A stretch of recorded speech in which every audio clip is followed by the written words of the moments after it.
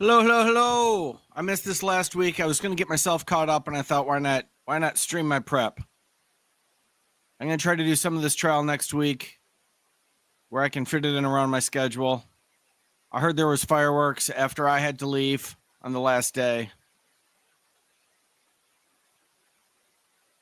So let's do it and give it a look. We kick it off with her cross-examining her old friend.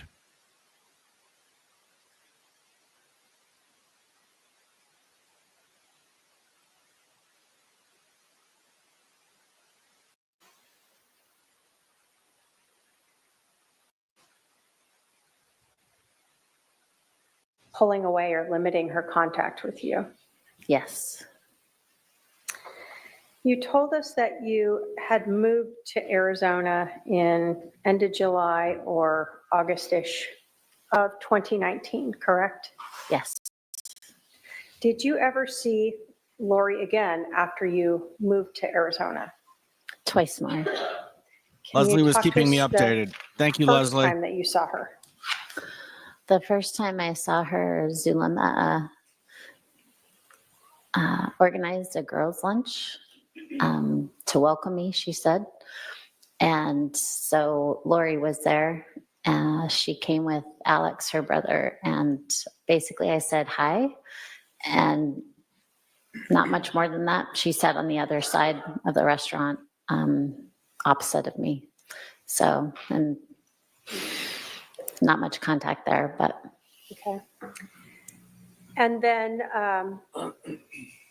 what was the other contact you had with her? I can't remember how it was organized. Perhaps at that lunch, Lori invited the women over to her house to just talk. And she had just lost her husband. And I don't know if I was included by accident or how that happened. I don't remember exactly, but I did go over to her house that night because here's somebody that I knew, and she had just lost her husband, which that's a big deal. And I wanted to find out how she was doing and what was going on. Did you know anything at that time about the loss of her husband? Like what had happened? I had heard vague things, but I had been across the country, so I didn't know any particulars. Do you recall who was at the house that night? Multiple women, but I actually don't remember who was there. I think Melanie Gibb was there, and then a few other ladies, but I actually don't remember who. And do you recall, was still that same time frame of like either the end of July or the beginning of August? Yes. Okay. Can you describe for us Lori's demeanor at this meeting, this gathering at her house? I would assume, like in my estimation, it was more like stoic. I didn't see any like mourning or crying. After that contact with Lori, did you ever see her again? No. Did you know that she had moved out of state? No, not till long after she already had. Did you know that she had married Chad Daybell? Nope. So basically after paying your condolences, that was sort of the end of your contact friendship with Lori Vallow? Yes, I think there might have been a few texts after that just to check up on her and see how she was doing. She had just lost her husband again. So, and I think she was trying to figure out how to move forward, and I was concerned. So, but nothing of substance.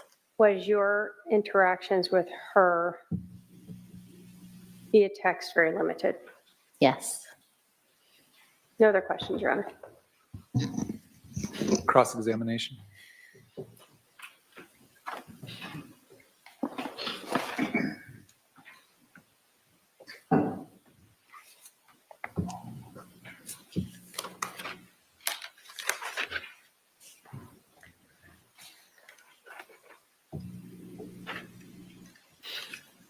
Oh, here's Big Dummy. Ms. Sharp, did you take an oath when you came into this courtroom today?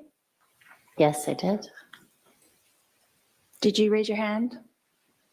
Yes, I did. Did you swear to tell the truth? Yes, I did. The whole truth? Yes. Nothing but the truth? Yes. So help you who? God. So can we agree that this court acknowledges that your testimony here today will be accountable to God? Your Honor, I'm going to object to the relevance of this. Sustained.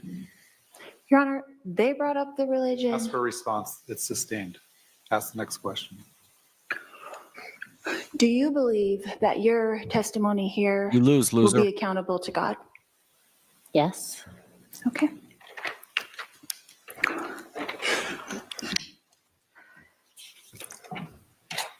Ms. Sharp, how many times did Do we you believe in meet zombies and person? demons? 4. How many one-on-one conversations during those meetings do you think that we actually had? Just you and me, nobody else around, just you and me.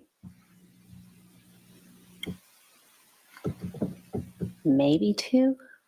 2 conversations in our whole lives, Maybe just me 3. and you. You said during those meetings. During the 4 times that we saw each other in person, Mm-hmm. how many times did you and I have a one-on-one conversation where other people were not in the conversation? Just me and you. I can remember 3. Okay? And how many times did we communicate on the phone?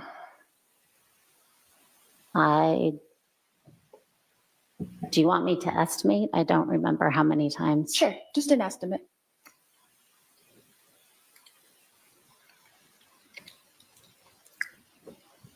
I'm not sure how to estimate that. Multiple times? Like more than 10 or less than 10? Probably more than 10. More than 20? I don't remember. Okay. And text messages, the same.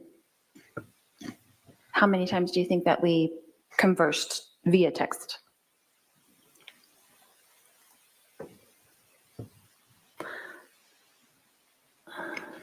I don't know. I'm not sure how to answer that again. Okay, so Multiple times. okay. So would it be fair to say that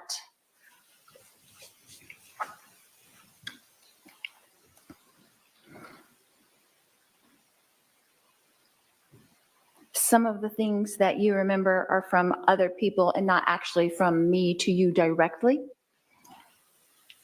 Perhaps. Okay. So in the instance when you said that I mentioned to you something about zombies, I would like to know what I said to you exactly verbatim about zombies. Well, I remember we talked about zombies in 2019 for the girls' weekend. You had Okay. mentioned zombies. I mentioned zombies at that weekend out of my mouth and not someone else, but me. Object to argumentative. Overruled, you can ask, why don't you rephrase that question? Okay. So you're saying under oath that I said the word zombies at that meeting, or I'll go with that. To the best of my recollection, it was that weekend during the girls' weekend, 2019. And Again, that was 6 years ago. So like verbatim, I don't remember verbatim, but I think it was that weekend. So it could have been that someone else was talking to you about zombies, but I was actually there also. Is that correct? I'm going to object that the witness has answered that question and said it was her. Overruled, she can answer. Would you mind restating, please? Is it possible that someone else said the word zombie and not me at that meeting when we were all there with the girls? It's possible, but I don't think it was. I think Okay, it then was what you. did I say exactly about zombies? I want to know the sentence I said to you about zombies. Hold on, Again, ask questions, okay? I Don't make object to statements. asked and answered. So rephrase your question. What sentence did I say to you with the word zombie in it. And I'm going to object to asked and answered.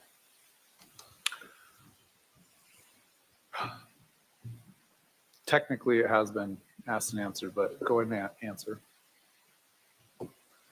Again, I don't remember verbatim. That was, what, 6 years ago? So it could be possible that it really never came out of my mouth. Is that true? Okay, I'm going to object again to asked and answered now a third time. Sustained.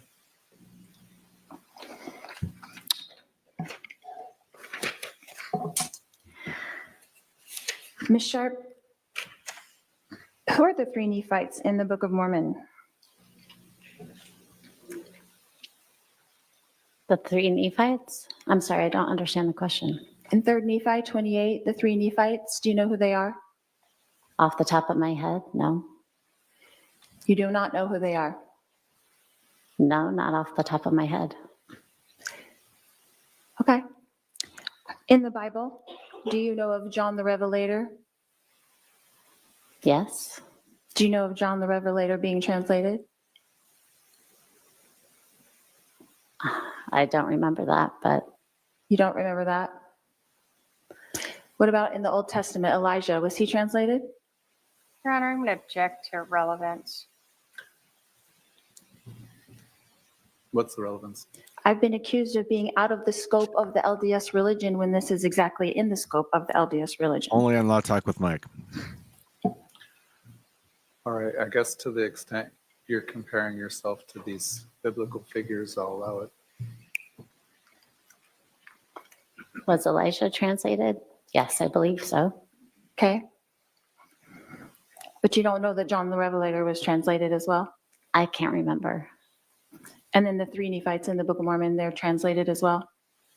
No, there were three.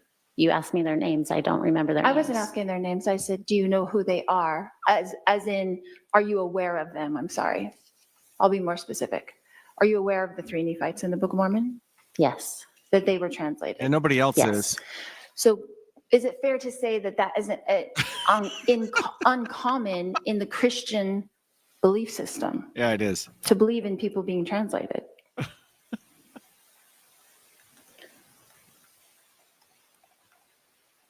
don't know if I'm qualified to answer that question for all of Christianity. Okay. Yeah, I'm Christian. I don't know what the hell you're talking Are about, you a woman. Christian that believes in the Bible? Shut it. Yes. Object, Your Honor, to relevance.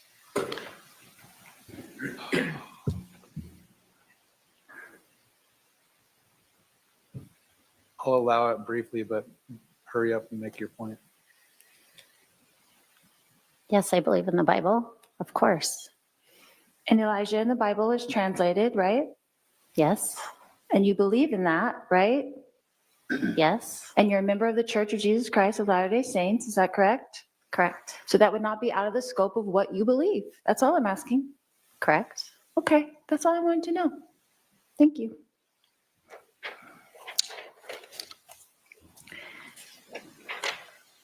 So when we were having this girls' weekend, what else did we do besides one prayer? I remember going out to lunch and we went to the temple and we did service projects. And there was some hoe shit. So we had a typical fun girls' weekend Yes. Mhm. with 5 minutes of a prayer. I don't remember how long that prayer was. But Somewhere like basically, out of the 72 hours that we got together, 5 minutes of it we spent actually praying. Again, I don't remember how long the prayer was, but that was not, from my perspective, the focus or majority of our time spent. Okay. How long would you say that prayer was? 10 minutes? Longer? I don't recall. Okay. But a tiny portion of our whole fun weekend, right? It was a small portion, yes. Okay.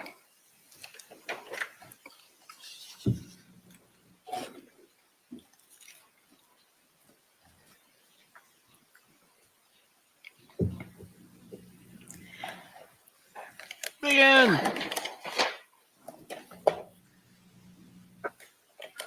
How many communications have you had over the past 5 years with Christina Atwood? Many. Like how many? Again, I'm not sure how to estimate that. Daily, weekly, monthly? Weekly for sure, sometimes daily. Okay. So would you say over the past 5 years that your relationship has grown with Christina? Yes. And are you related now?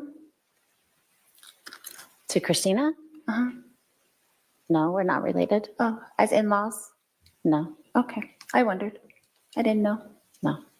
Your Honor, again, I'm going to ask that the defendant be God, told not she's to weird. comment about the questions and testify. Yes, the jury should disregard that comment. It's just after so the answer. weird. Are you still in contact with Zulema Pastenes?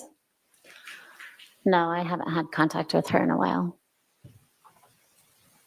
Are you in contact with Kay Woodcock? Who? I'm sorry? Kay Woodcock? I don't know who that is. Okay.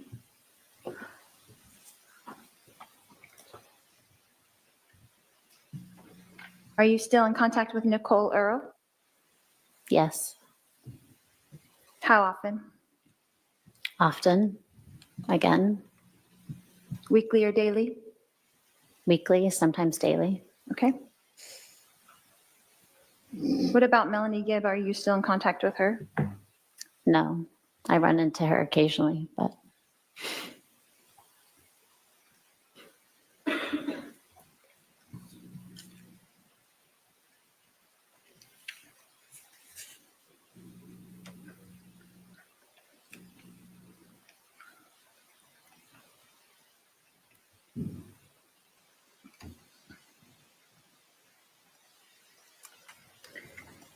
You said also in your testimony earlier that I said that I believe I don't need to repent and you are shocked. Is that correct? yes. What did I say to you exactly? Again, I don't remember verbatim. That was over 6 years ago, but something to the effect of you didn't need to repent. Again, I don't know exactly, but, or we didn't need to repent, whatever it was, but yes, that's what I remember. What was the context of that conversation? Like, how would that come up? I'm like, how would that come up? I don't remember what we were talking about or how that subject was brought to the forefront, but it was, I definitely remember that comment. You remember that coming out of my mouth to you specifically, not from someone else, but from me to you directly. Yes, and it was, I think, in front of all of us, but I'm not very clear on that. I think it was to all of us from you. So was I teaching a class that you attended and said something in that regard? No, Why would I be the one speaking? sometimes we take turns when we speak. Speculation as to why the defendant would be speaking. I'll let the answer stand. She answered.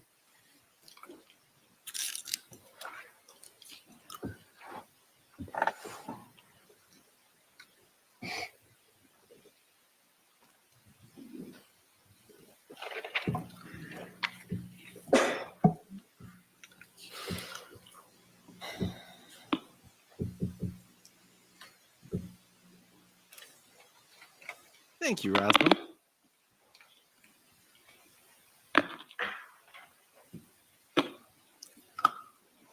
You said something about being uncomfortable on that weekend. Is that correct? With some of the topics? Yes, Why didn't you just leave if you were so uncomfortable?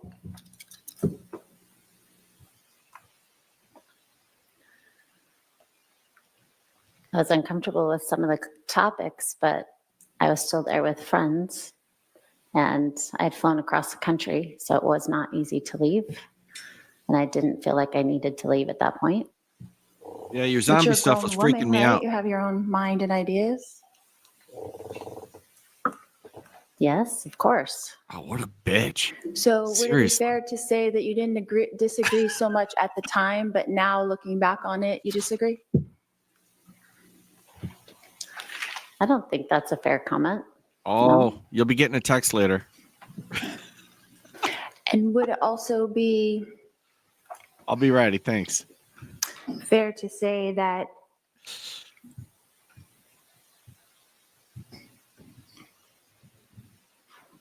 we had a good time of that weekend Yes, we did have a good time. and that now you've changed your mind a little bit? I'm sorry, I don't understand the question. Change my mind about what?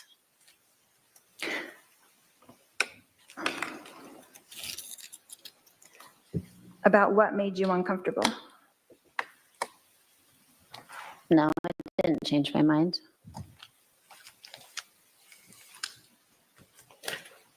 You had mentioned something about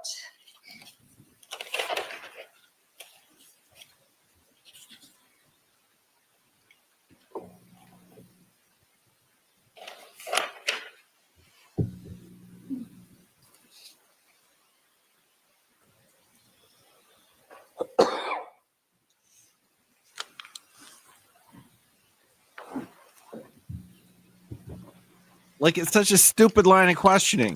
You were creeping me out. I didn't know at the time you were a murderer, but now I do. So all that does is confirm what I had. All the other people were relatively normal, and I was having fun with them. Everybody already knows this. What are you you were doing? interviewed by the police a couple of times. Is that correct? Yes, How many times?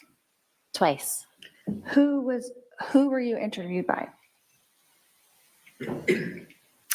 The first time a detective came to my home, his name was Nate Moffat, I think. Okay. When was that about, approximately?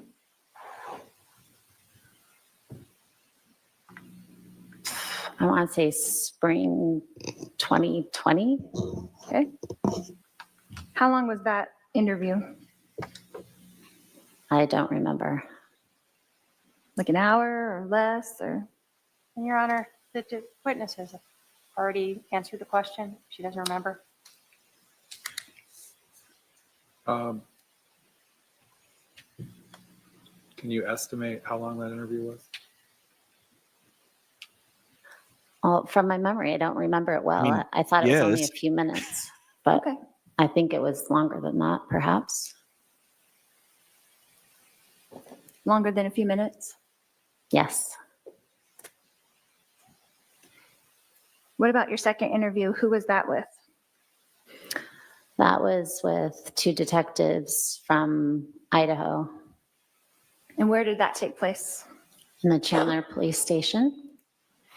And how long was that interview? That one I remember being longer, for sure, over an hour, perhaps an hour and a half.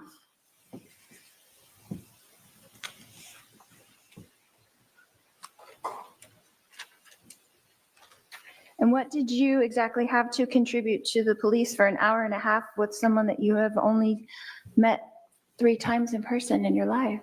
Objection, speculation, relevance. Sustained.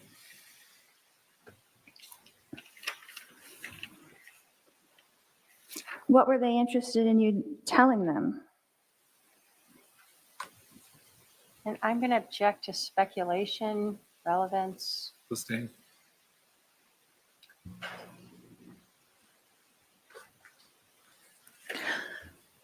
What did you tell them about me in those interviews?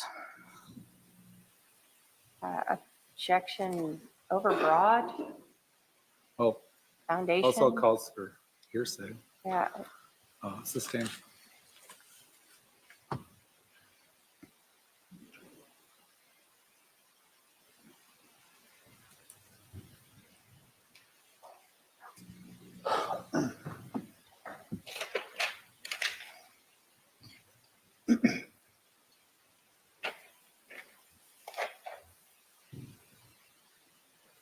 Do you feel like you have something to offer here today in relation to the crime that I'm charged with? Objection, relevance. Goes to the final Sustained. opinion. Ms. Sharp, did you see or hear or personally witness me conspire with my brother or anyone else to murder my husband, Charles Vallow? No, I did not. Thank you. No more questions. Redirect.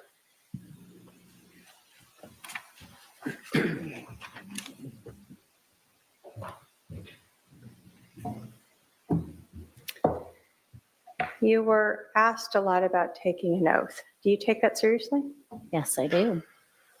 Is everything that you told the jury here today the truth to the best of your knowledge? To the best of my memory and knowledge, yes.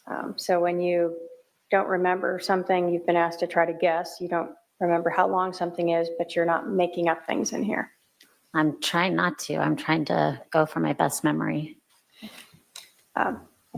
It's been 6 years since you attended these meetings, correct? Correct.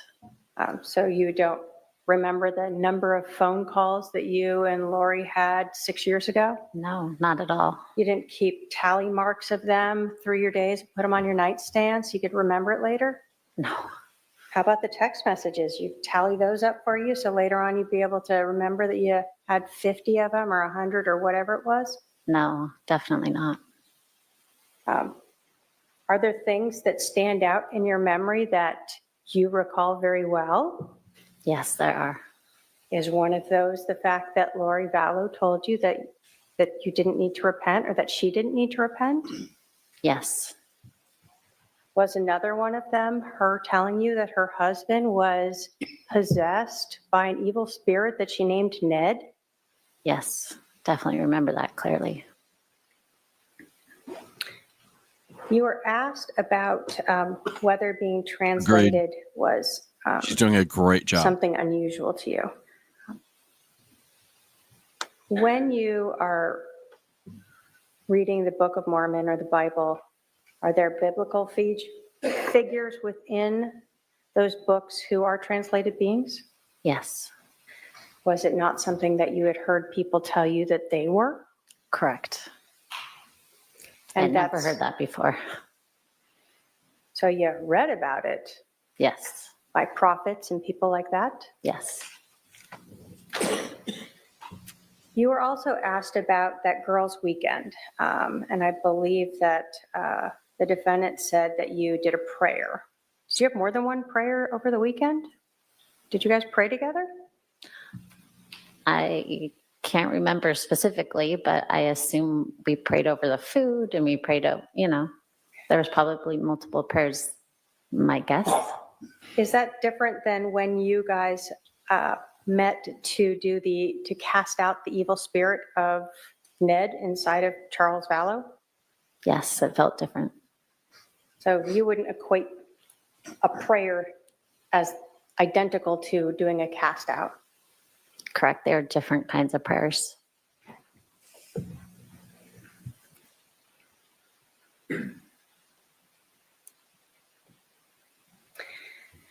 You were asked about why you stayed there that weekend.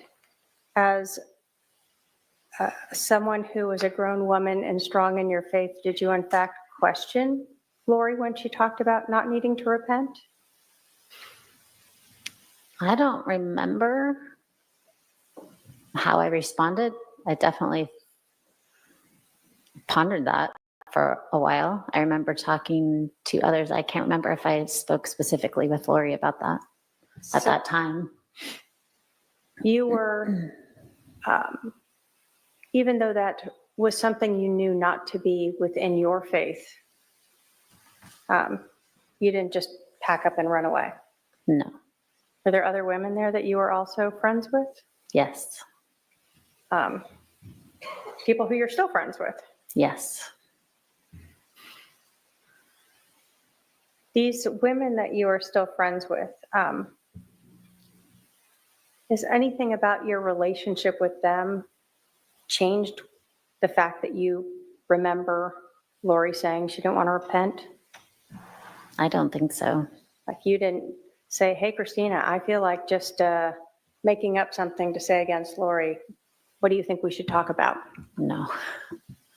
You didn't sidle up to Nicole and say, Nicole, let's make up a story about Charles being possessed by Ned. What do you think? No. Those are just your memories. Those are my memories. I have no other questions, Your Honor. Are there any questions from any member of the jury? If so, please pass those questions forward. I'm not seeing any. All right, you can step down, ma'am. Stay control. Thank you.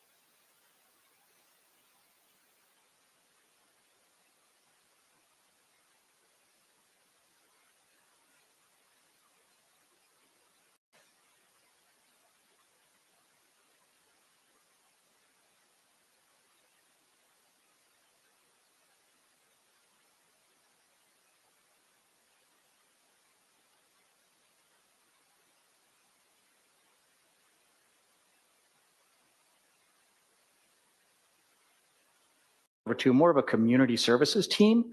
I spent 2 years with that team, after which I transferred to detectives and spent the remainder of my career in detectives, working primarily internet crimes against children and digital forensics. Can you talk to us about specifically your training and education relating to extractions of cell phones? When it comes to cell phones, I have extensive training in the use of the software that we use to extract that data. I am certified in the use of the Celebrite suite, which is one of the primary tools that we would use to extract data and organize data extracted from the cell phones. I was also trained, although they did not have a certification process, in several other platforms used with cell phones. Did you ever? All right, ma'am. Okay, I'm being told to skip to the good witnesses. That's laying foundations and extracting cell phone data, boring stuff. This right here is his sister, I believe. The testimony you're about to give will be the truth, the whole truth, and nothing but the truth, so help you God. All right, go and have a seat to my left.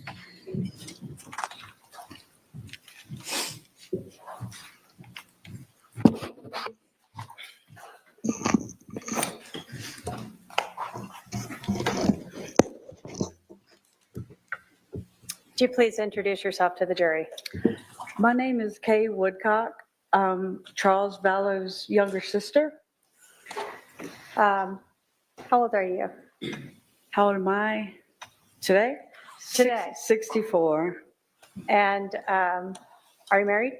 Yes. Where do you currently live? Lake Charles, Louisiana. I want to talk to you about your siblings. You told us that you are Charles's sister. How many siblings were there in your family? 6. And where did Charles fall into that? He was number 3. Who are the other siblings? My oldest sister, Terry, then my next sister, Susan, then Charles, then Jerry, then me, then Bobby. And where did you guys grow up?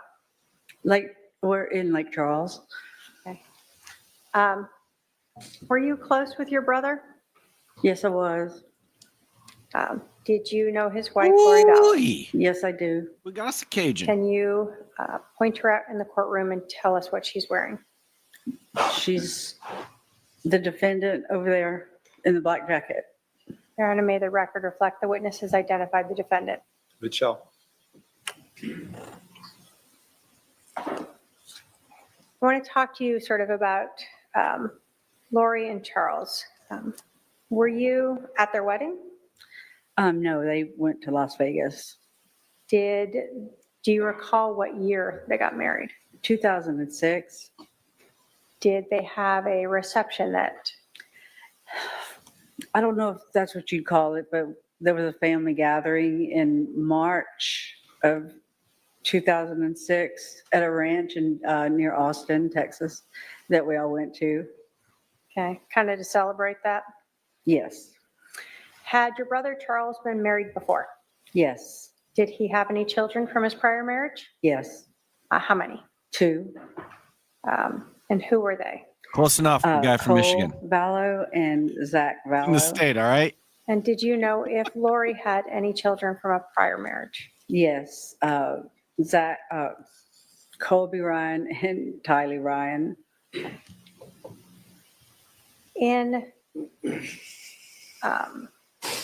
When Lori and Charles got married, did Charles's 2 sons live with them? There you go. Live with Charles and Lori? Yeah. No.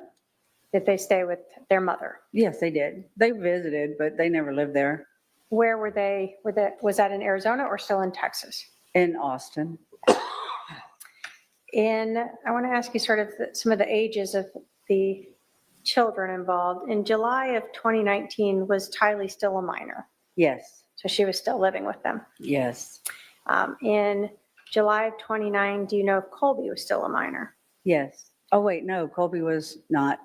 He was an adult at He that was point. an adult. And in July of 2019, were Charles's 2 sons, Cole and Zach, still I've spent minors or adults? A lot They of were time adults. in the state of Louisiana. More than I care to admit. Did Charles and Lori have any children together? They adopted my grandson, JJ. And can you tell us how that worked out? How that worked out, Or meaning how did they get involved in adopting your grandchild? Charles approached me about it one day. He called, and I mean, there was a lot of stuff going on then. And Have you ever been to it was Urania? that was my son's I child. have. Okay. And there was a lot going on. So I just told him then, look, I can't make a decision like that. We don't know how this is going to go. Just, well, just keep me in mind. Keep it in mind. And so I kept it in mind. And do you recall, when did they adopt JJ? It was final in July of 2014. How old was he then? He was 2. Urania. Did JJ have any special needs? Between Yes, he was Monroe autistic. and Natchitoches. And he was born 10 weeks premature. Oh, yeah. Okay. I know what I'm talking about. So he took a little extra care. He did, absolutely. Do you recall, so if he was 2 and they adopted him, how old was he in July of 2019? He was 7. We spent his 7th birthday together in Lake Charles. So in July of 2019, to your knowledge, Lori and Charles still had 2 children under the age of 18 with them, Tylee and JJ? Yes, So if in July of 2019, Lori Vallow was saying she had 5 kids she was taking care of, you were unaware of the other 3? there were not 5 there, no. There were 2. Can you tell us about the relationship between Charles and JJ?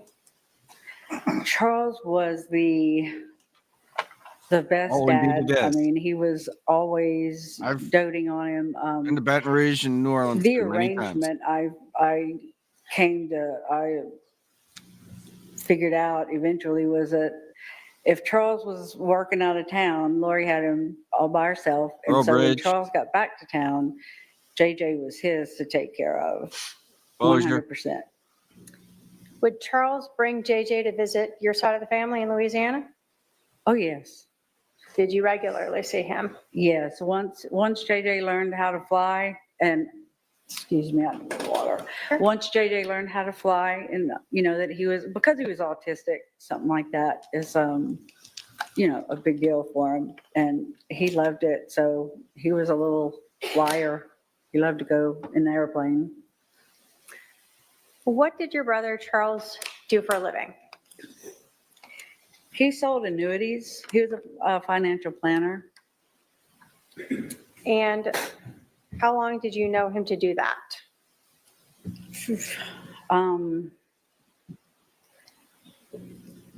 If I had to guess, 20 years, I guess. Did he work for others or have his own business? What do you recall? He had his own business. Had he previously any times ever worked for others? Yes, But in July of 2019, he had his own business. yes. Did he have a business partner? He did, yes. Did his job require him to travel a lot? He did. He would be gone 3 or 4 days a week on average. Sometimes he didn't have to travel, but he was just, but yeah, he would be gone 3 or 4 days a week when he would be working. I want to ask you a little bit about Charles. Was he sort of a meticulous person when it came to paperwork? Oh, yes. I mean, for when you're doing that type of work, you have to be meticulous and methodical, and you can't make any errors. And you can't miss a dot or crossing a T, because it will get kicked back to you, and then it just causes a lot of delay and a lot of trouble. So he was actually, he said, there was never anybody I've ever trusted to do this for me. And I was like, well, I'll do it for you, because All right, we'll stop here. yeah. So when Charles was working as financial planner, do you know if he had Lori help him with any part of his job? I don't really know exactly what she did, but yes. Okay. But I don't know what she did. Prior to Charles being a financial advisor, did he have a very different career in sports? Oh, he was, he quit. I don't know if, I don't remember because I was quite young then, but he did, I believe he was drafted in the early 70s into the Houston Astros minor league. So when you were growing up, did you see your brother playing baseball? I was raised at a baseball field. If it wasn't Charles, Jerry played for years, my other brother, but Charles stuck with it, and that's how he got to college with a degree, with a scholarship. So you got stuck many a night and a weekend having to be at the ball field with your brother. Yes. What position did your brother play? He was a pitcher. He was very, very good. He was a left-handed pitcher, and they're very hard to hit against. Okay. Did he bat right or left-handed? He was left-handed. Did he do everything left-handed? Yes. Left-handed?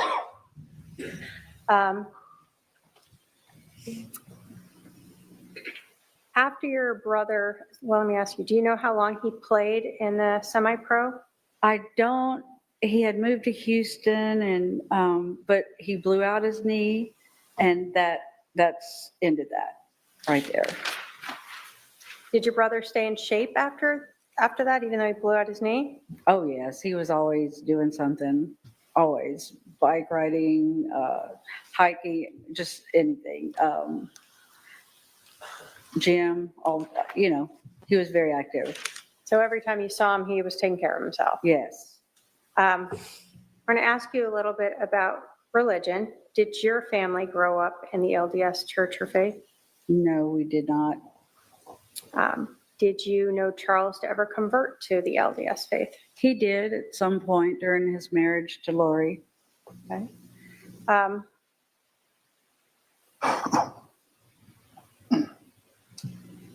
When Lori and Charles were married, did you know, did they always live in one state or did they move?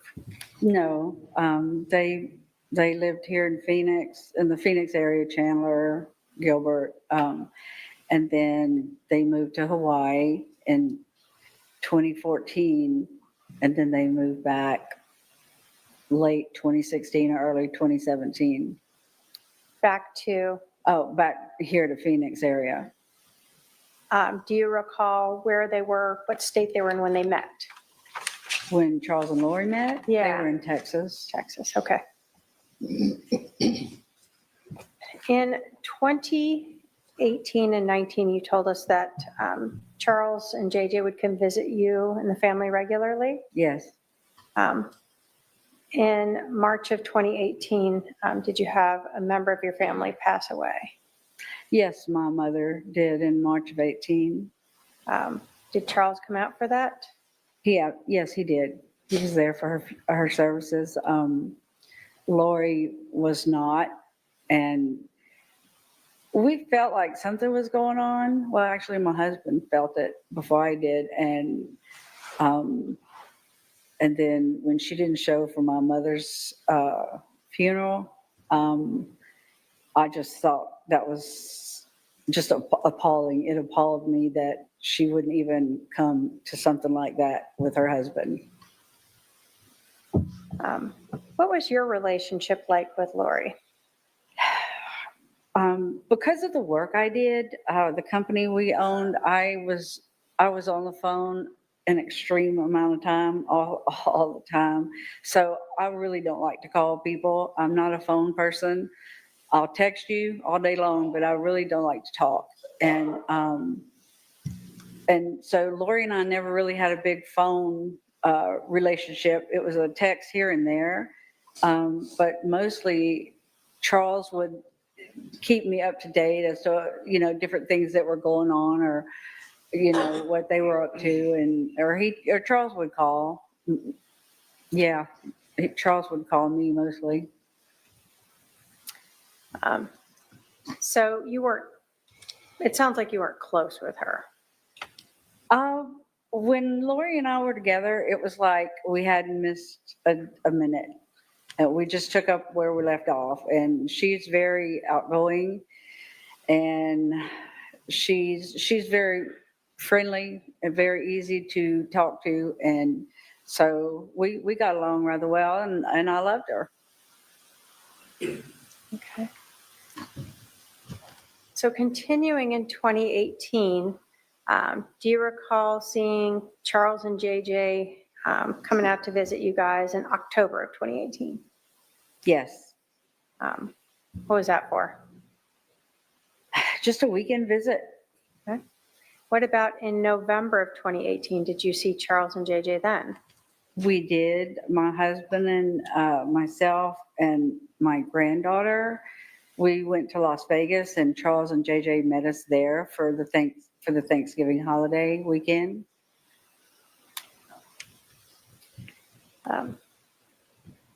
I thought that was odd. He wasn't with his family.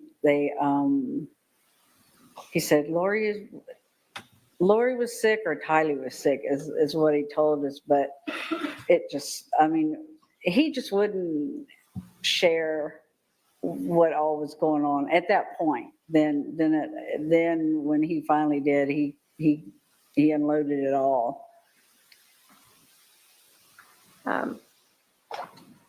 So in 2018, did you have any idea there were any, let me say this, in 2018, did you have some concerns about their relationship? Yes, it was, for him to come as often as they were coming was odd, and he was just unsettled, and we knew something was going on, but he would never say. Okay. So he did, he talked to us when he was ready. When we get into 2019, Did you start to see your brother more? Yes. First, without going into what Charles said, did you ever become aware finally that his marriage with Lori was in trouble? Yes, I did. In 2019, again, without going into what Charles said, did you ever believe that Charles was concerned for his safety? Charles was absolutely concerned for his safety. Lori had sent me a text, I think it was on a Thursday, that she and Charles were fighting because of some stuff she came up with, and that she and JJ and Tylee were at a hotel. Well, I guess Tylee was, I'm not sure. And because she didn't want to have any fighting, so they went to a hotel. And I came out. I knew Charles the next day. That's when she sent it to me. And then I just really I didn't call Charles. I knew he'd call me, and he sure enough did. And he was a mess. And so I flew out the next day out here to help him with JJ and just to come and talk to him and see what was going on. He was alone, and Lori's family turned their backs on him and JJ. Okay. Let's just kind of break it all down. All right. Now you got a lot that you remember. So you said that you got a text from Lori indicating that she and JJ and Tylee were at a hotel. I don't know what And they then came up you with said that in the pretrial Charles motions, Then called you maybe the next but day, it depends on those. Yeah. and you came out here to Arizona. Yes. When you came out here to Arizona,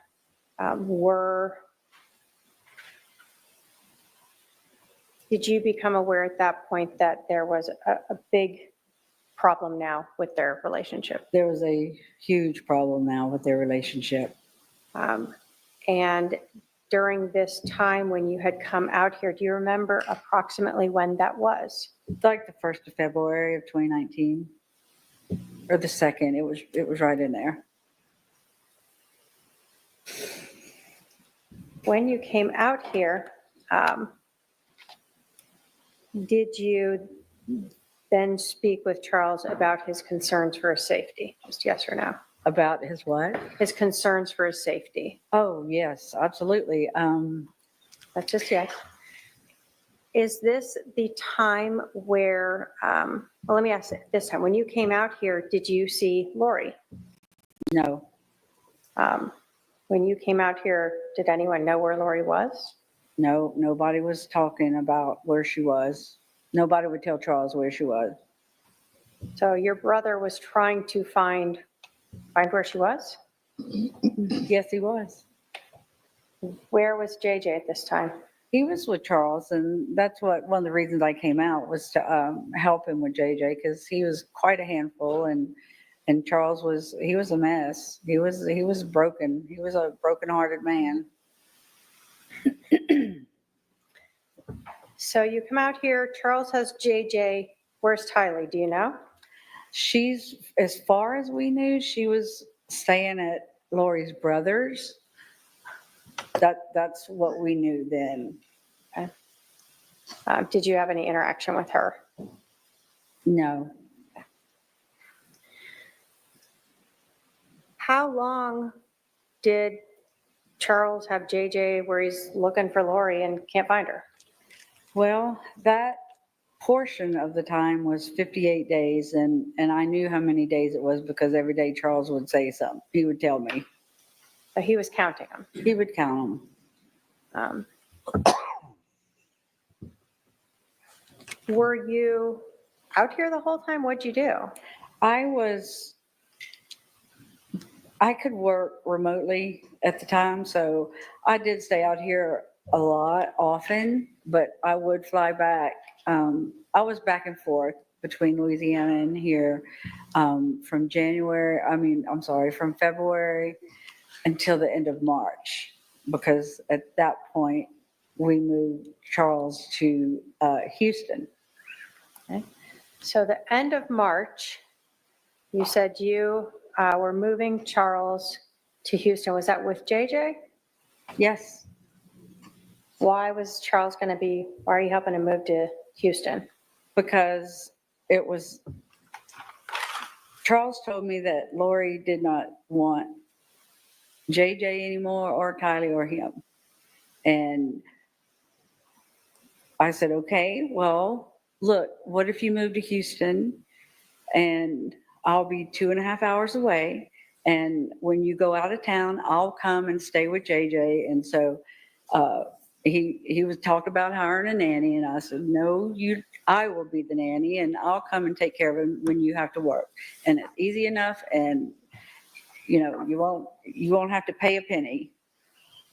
So when Charles has JJ, you're helping take care of JJ in this time period in February and March. Yes. What about Charles's business? Did you help with that at all? Yes, I had to get my arms around the whole thing. All the payments that needed to be made, the accounts, the emails, all that stuff you have to change over and change the password and all that, so Lori couldn't access it any longer. You said you had your own job. What were you doing at that time in addition to helping your brother? My husband and I owned a coastal crew change. It was a transportation company for the offshore oil and gas and LNG industry. Okay. So you're trying to work that job and help Charles with his business. Yes, I had a really great assistant who helped me an awful lot. Do you remember when you were packing up to move Charles to Houston? Yes. You there? I was there. Did Lori show back up? She did. I was in the pantry in the kitchen, packing up the pantry, and I don't know what, just something caught my attention, and I walked out and she was standing there. She had her back to me. Charles was sitting at the table on his phone, and he obviously didn't realize that she was there. And then finally, when he hung up, he looked up and there she was, and he started crying, and she started yelling. Do you recall what she was yelling about? That, why did you take JJ? Why did you take JJ? Why did you take him out of school? Why are you moving? What are you doing? All this is your fault. It was just ridiculous. So she'd been gone for 58 days, leaving, No contact whatsoever. and then she shows up at the house when you guys are moving out. Yeah. What was Charles's demeanor reaction? You said he was crying? He was at first, but then he was just trying. Charles was a very soft-spoken man, and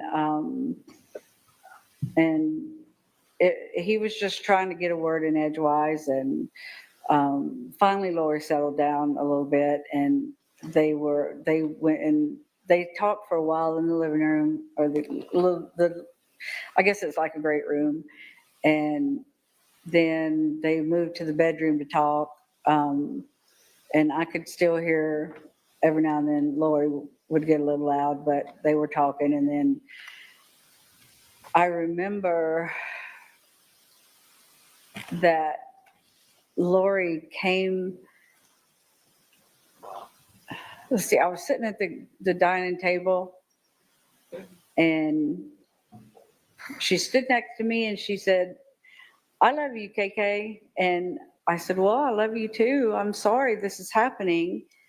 And she cried, and I didn't know what to do really. So, I mean, I just was there. And then she walked off, and the next day I don't know who came, but they got Tylee's belongings out of the casita where all of Tylee's belongings were. And I don't remember if she got anything of hers. I really don't remember. Okay. So are we now talking at the beginning, end of March, beginning of April of 2019, when Charles is moving back to Houston? Yeah. Did he bring JJ with him? Yes. Well, in order for me and Charles to move in, Larry, I flew out here and brought JJ back to Louisiana with me. And then my husband, Larry, kept him for a week while I flew back here to help Charles pack and then drive back to Houston. All right, so you guys rented a big truck and drove it? He drove the U-Haul, I drove his pickup. All right. When you and Charles got to Houston, then did your husband bring JJ back? Yes, he did. Through all of this time with Charles, when he was looking for Lori while she was gone for those 58 days, did he still want Lori to be part of JJ's life? He did. He never was trying to take that away from Lori, even though Lori didn't want him anymore. I still didn't. I never really understood that, but I guess he was just hoping for the best. But yes, he absolutely wanted her to be part of his life, Lori's life. So once Charles moved to Houston, did Lori ever also move out there? I don't know if you call it moved out there, but she did. She came that day on March 28th. Charles said, "Look, we're moving to Houston. You're welcome to come. I'll fly you out Sunday." And she said, "No, I'm busy. I have a project," or something she was doing in Hawaii. She said, "It'll be about 2 weeks and I'll be in Houston." So whatever she did, she was gone for 2 weeks, 2 more weeks. It was a total of 72 days, I believe, she was gone altogether. And then she was there. She and Tylee moved in at Charles's, and Charles said that she slept in JJ's room with him.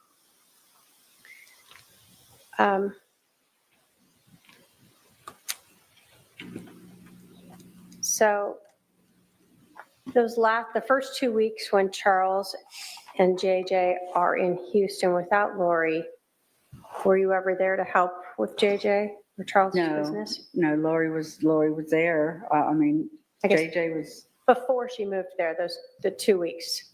I think, Or did no, you? I had to go home for a little while, but Charles came like the weekend. So if I wasn't here, he was there. Okay. So once you drove him there, you may have stayed to help him and then you went home. Yeah. And you weren't there when Lori came to Houston. No. You told us that you had been helping your brother with his business, and I think you'd said something about changing passwords. Yeah, Was that to different financial accounts? right. Credit card, bank, stuff like that. Yeah, the password to Google, the password to, All the things you use for yeah, business. yes, And so when you started helping him, you had changed a lot of those passwords. yes. At some point, did you become aware or at some point, did Charles stop asking you to help him with the business? He did, and that's when Lori came back. Okay. Now, you said that your brother worked in annuities, right? Yes, Right? That last part of the time when you were working with him up through sort of the end of March, beginning of April, were you aware of Charles coming into a large amount of money? he was receiving an annuity, what do you call it?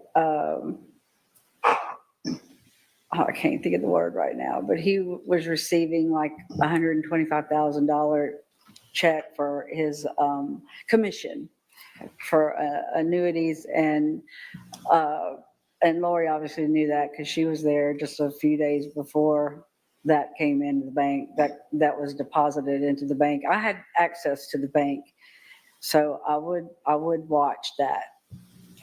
So even though Lori came back, you still had the passwords to look into Charles's account? Yes. Do you know how long Lori stayed in Texas with Charles? It's like she wasn't there the entire time, but I mean, she was always traveling through May. I'll say towards the end of May. I'm not for sure exactly what day. So at some point, a couple months later, you become aware that she has left Houston. Yes. Did you know where she went? Yeah, she was back back here. Did you know, did JJ come with her when she moved back here to Arizona? He did. And did you know, did your brother move back here? No, he did not. And with your access to the finances, were you aware whether or not Charles was paying for a house here in Arizona for Lori and JJ? I really don't recall seeing that transaction. I really don't, but that, that doesn't mean it didn't happen. At that time, I was selling my company, and so I had a lot going on at that time, and that's when it was really getting, the due diligence. The company was doing their due diligence, so I had to provide a lot of information for them, and so it really was perfect timing because then I got super busy with my company, and I didn't have to deal with all of Charles's because Lori was back. Or Let me ask you something else. Were you aware of when Charles met Lori, or they got married? Do you know if she worked? she was a hairdresser. She did work as a hairdresser, and I don't know exactly when she quit working, but I don't think she worked long, if she did, after they got married. Okay, so for most of the time when you knew them to be married, you did not see her working outside the home. No. Did Charles, I guess, work so she could stay home with the kids? Yes, he was fine with being a one income, letting her stay home, tend to the kids, and he would be the moneymaker.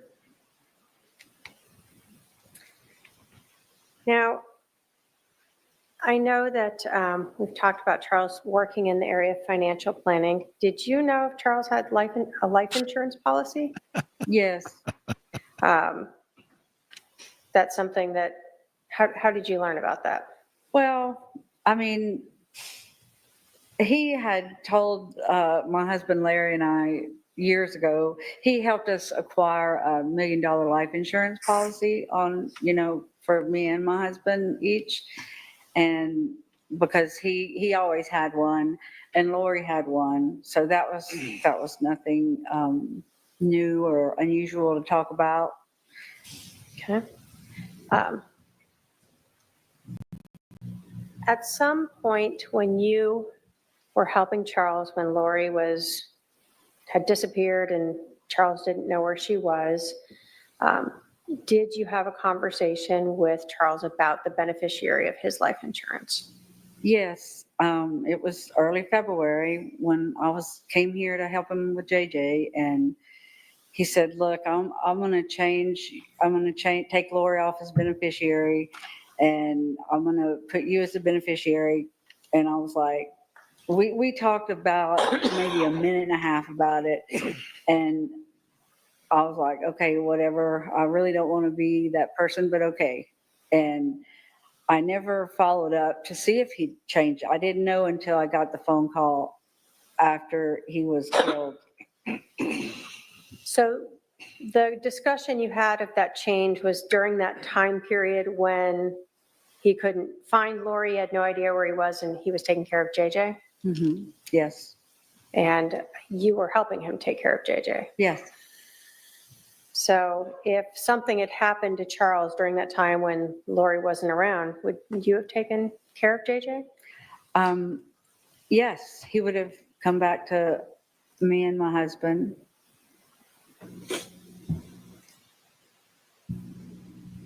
So I want to kind of go to right around that July time period. Do you recall when was the last time, I'll start with, when was the last time you saw your brother, Charles? That's a good question. Probably must have been in June. And do you recall where that was or the I think he came to circumstances? Lake Charles for the weekend. Did you see JJ then? Yeah, no. The last time I saw JJ was May 18th. When was the last time you recall speaking or texting with your brother, Charles? He texted me the night before he was shot, and just, hey, I'm going to be in Phoenix tomorrow, and how's it going? And just a little short text, and I'm boarding the plane now, and I'll be back in Phoenix in a little bit. And then he told me a few other things he had planned, but that was not much, not a big deal. Did you Nothing think major. he was going to Phoenix to just see JJ? Yes. Did you know anything about any type of intervention? No, he never talked. If he did talk to me about it, and I'm pretty sure I would have remembered that. But no, I know that he and Adam was his confidant during that time, Lori's brother. And so I know that whatever he was doing, Adam was part of it. And, they were just, I knew he was in good hands with Adam, because Adam, they loved Charles, him and his wife. Do you have any knowledge of Charles wanting to get a place here in Phoenix so he could be closer to JJ? I don't remember that, but I can't remember that. I mean, I don't know. No, I can't. that's okay. I want to talk to you then about, so you talked to your brother, just kind of normal stuff as he was, before he got here to Phoenix. How did you learn that your brother Charles was dead? It was on July the 12th. I was at a nail salon in Lake Charles, my granddaughter and I, and I got a call from his oldest son, Cole, and he said, "Hey, what is going on? I just got a text from Lori, and she said Dad's dead." And I said, wait, what did you just say? And he told me again, and I said, something's wrong with that. That can't be true. And I said, have you tried to call her? And Cole's like, yeah, she won't. I'm trying calling. She's not answering. He was freaking out. And I was like, okay, Cole, just give me a minute. Let me think about this. Let me see. And I'll call you back. I promise, as soon as I can figure this out. So I called my husband to tell him, and he said, okay, well, I told him that what the Cole said, and he said, hey, let me call you back in a minute. And so I was still at the nail salon trying to get out of there. And he called and he said, he's dead. I Googled him, and he's dead. Alex killed him yesterday. And I mean, that was just like, it was horrible.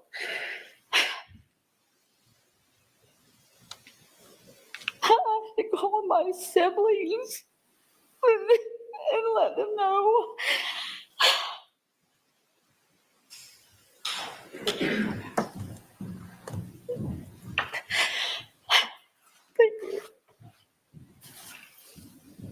And everybody was freaked out. I didn't know what to do.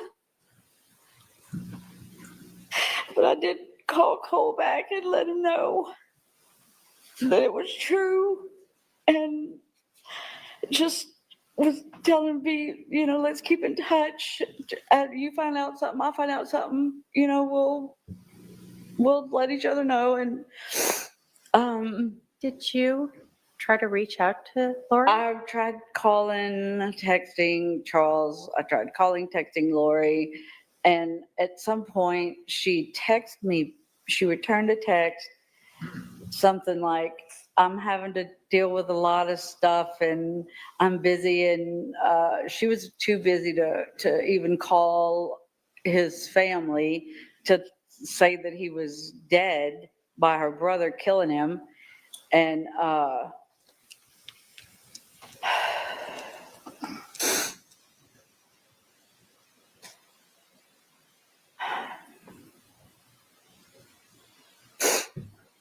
Take a breath.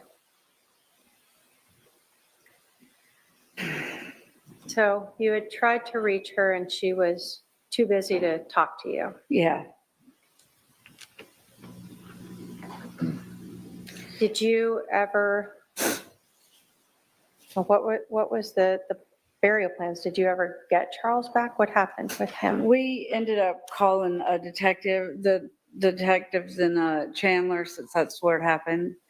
And we were able to speak to a detective, I don't know who, but we told them that I had already arranged us a flight for the next day. We were here by noon Saturday because I needed to know I need to know where JJ was. I didn't know what he had seen.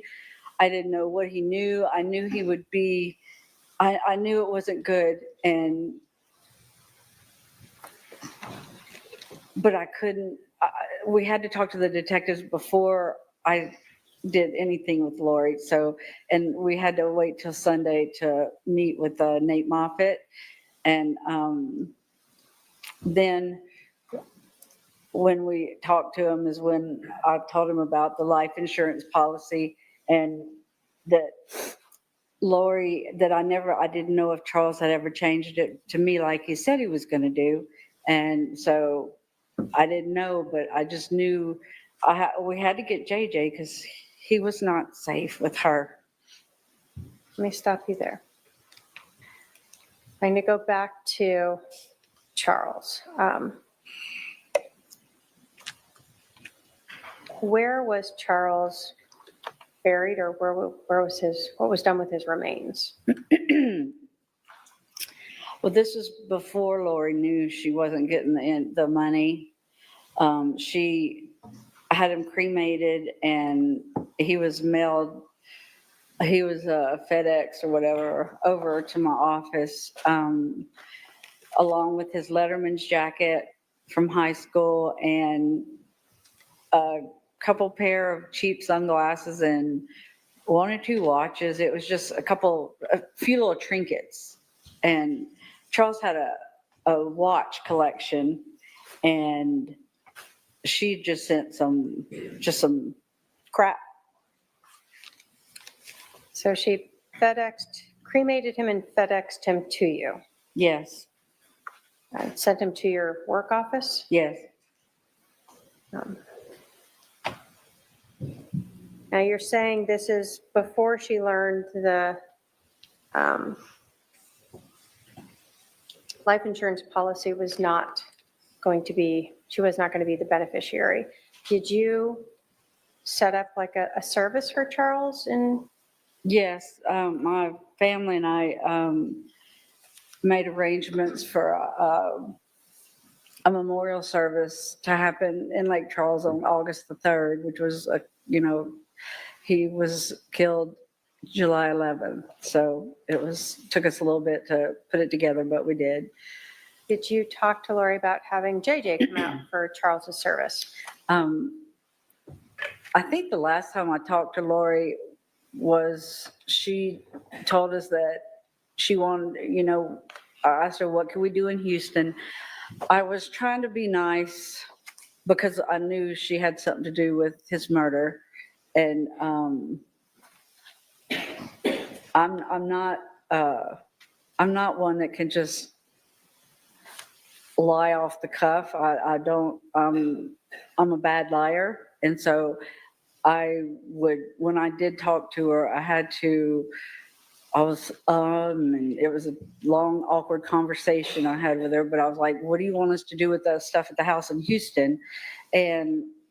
But when we got to the house in Houston, and she did, y'all please go do what you want to do with it, see what Cole wants, y'all split it up, y'all take it. She gave you permission to go to the house in Houston and take whatever was there? Yes, and when we got there, none of Charles's personal belongings were there, nothing at all. And that, I couldn't figure out why nothing of Charles's or JJ's was there. Or wait, nothing of Charles's was there. Just his business files and the big furniture, but, sofa, beds, stuff like that. So you went there, you did that. How did you, and you told us that you did not know for sure if your brother had ever changed the beneficiary from Lori to you.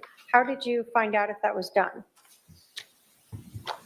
I think it was the following week, a lady from Banner Life, that's where it's policy, who wrote the policy.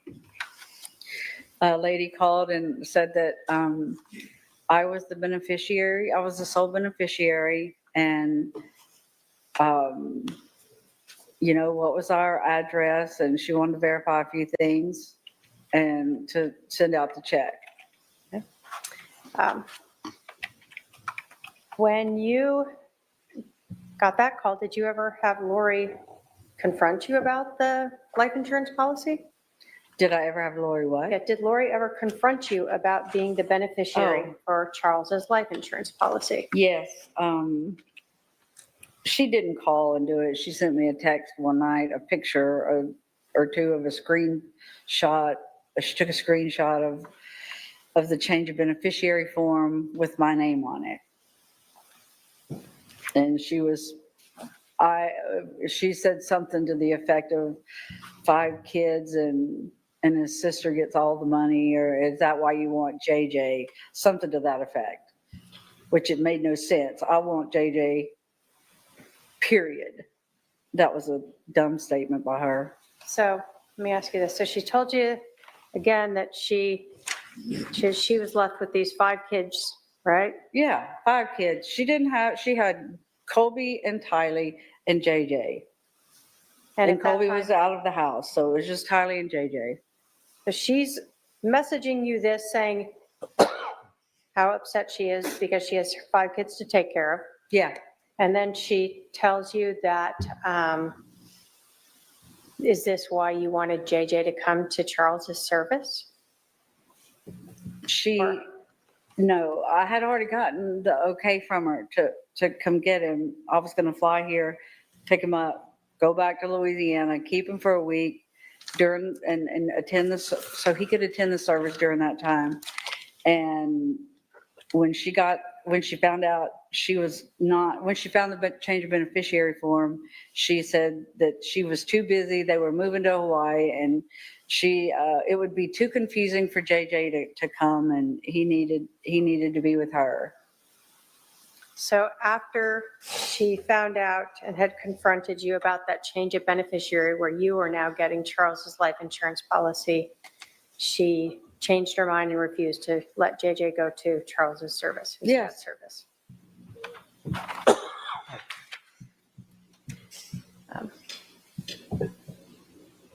after this confrontation about Charles making you the beneficiary of the life insurance policy,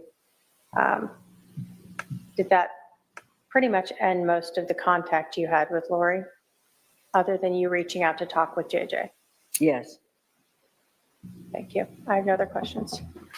All right, Cross.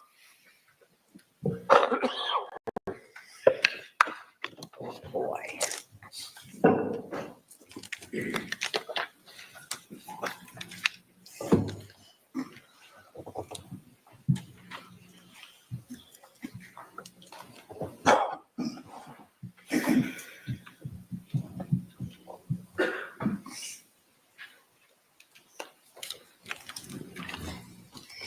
Ms. Woodcock, where were you on July 11th, 2019? At home in Lake Charles, Louisiana.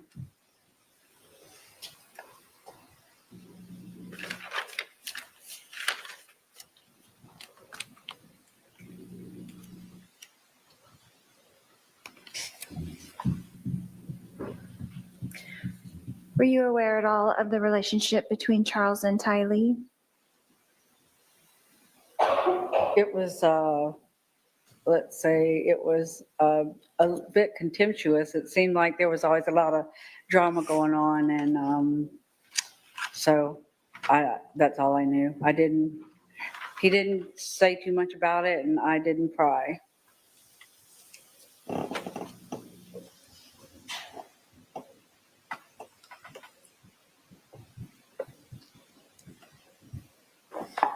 But you knew that there was some kind of contention going on with those two for I a can't hear while. you.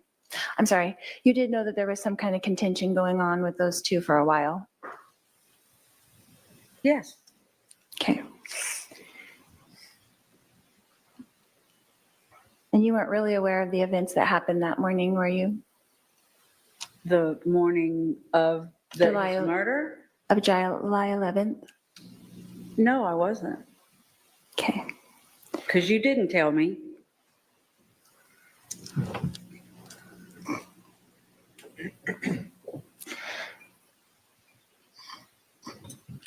Ms. Woodcock,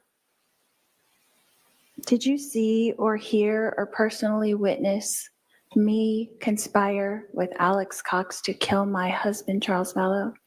No, but I saw a ton of evidence that did. Thank you. No further questions. All right, redirect. That didn't work for you, did it? Just briefly.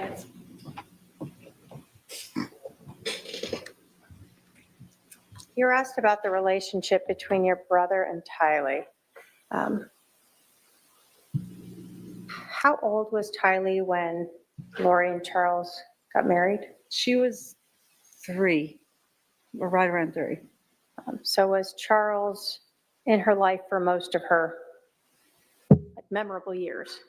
Exactly, yes, he was. And how old was she in July of 2019? She was 16. Yeah, So a teenager. yes. In terms of their relationship, are you saying that Charles and Tylee never had good times?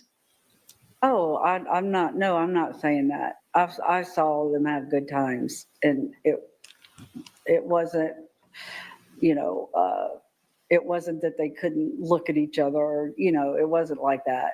But I mean, yeah, a teenage girl on one is hard anyway, but I do know that there was a lot of issues with her dad and Lori with her ex-husband and custody, and it was a mess. It was a mess. So Tylee had a lot going on in her life, Yes, she did. and you would see her and Charles at times have difficulty getting along. I never really saw anything that sticks out in my mind.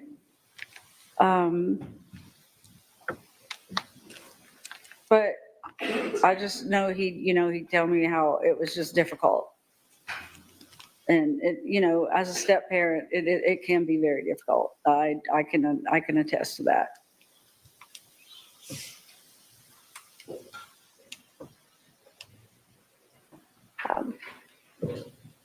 So on July 11th, when Charles Vallow was killed, did you actually have any idea that your brother was dead? None at all. How would I know? So in terms of you learning that your brother was dead, it was never from Lori Or Vallow. from her. It was, It was from Google that my husband found. thank you. I have no other questions. Are there any questions for this witness from anyone on the jury? I don't see any questions. You can step down now. Thank you. Done. All right. Members of the jury, that's going to All right. Well, there you go. We're all up to speed. So that trial wasn't happening Friday. I mean, just whatever. They just took the day off. So, and that was Thursday afternoon. I had done earlier on Thursday, but I didn't get to that part. And I was told there's some good bits, and boy, there were. That was fun. It was excruciating. I feel so bad. I feel so bad for him. He sounds like such a nice guy. She's absolutely wonderful. She was a great sister. She was helping him with his business. She was helping him as a nanny. She was helping him when he gets killed. The first thing she does is think, how do I take care of those kids? She's just good people, straight up. She reminds me of my sisters. My sisters would act like that. Good people. She loved her brother.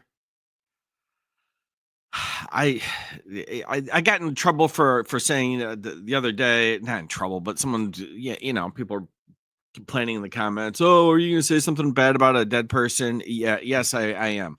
I feel horrible for him. I'm not here to beat him up, but what I'm doing is I'm reacting to what I'm seeing, and I see the tragedy here. He's already gone on to his future reward. We don't know what that is, but to the extent it may be instructive for any of us who are still here,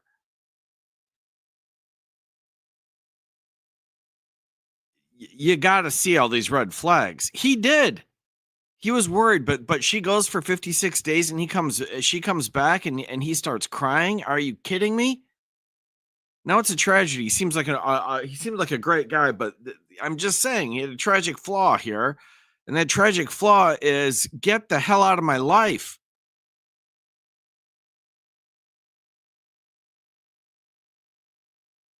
I mean, you got to cut her off. You got to cut. If I was in that circumstance, I'd be like, stay right there. And I'd call the police. It's hard to get out. So there'd be a witness to it. There's no relationship at that point. He tries to carry on after that. I'm not saying it's his fault or whatever. I'm saying just you can't. You got to let go somebody. It's so hard to, because I saw the brother, the other one, the other guy who testified, who seemed like a cool guy. He seemed like he was a cool guy. He played minor league baseball. I don't know how you let yourself get run around by this old bag. I don't get it. I literally don't understand it. I just don't see it. And it's hard. She might have been something I haven't done research and looked into it or whatever. She might have been good looking or something years ago. But I mean, right now, you got to be kidding me. Average at best. No, I mean, not that that's everything, but what are we getting strung along with here? I don't get it. Could someone explain it to me? There's no excuse for that behavior, but it's not like we're talking about a supermodel here. I don't get it. It's so tragic, and he seems like he had his life together in so many other ways. He had good family support. he apparently did something where he provided well. He had a lot of things going on. He had a blind spot in how to deal with this maniac. Other than that, he seemed to have his life together.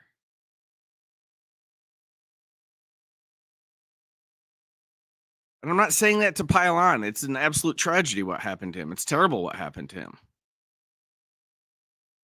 But that doesn't mean I won't comment on what I see in context. Because I will. Anyway, God, it's just made it so much worse. She was so likable. The sister was so likable. She got emotional and cried or whatever, and somebody I put the comment up. It's like, okay, here's emotional testimony I can believe. There, that's not faking. That's a sister who lost her brother, loved her brother. Sincerely. With no other axe to grind and no money to be made or nothing. Just, I'm sad because he's gone. That's it. It's refreshing.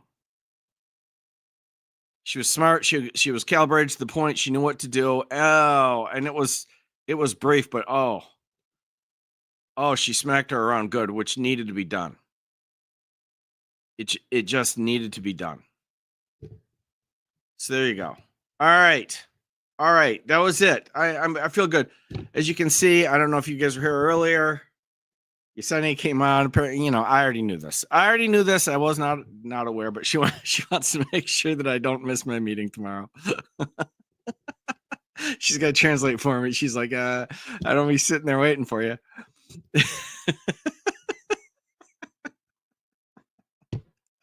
I'm not saying she doesn't trust me, but she doesn't trust me.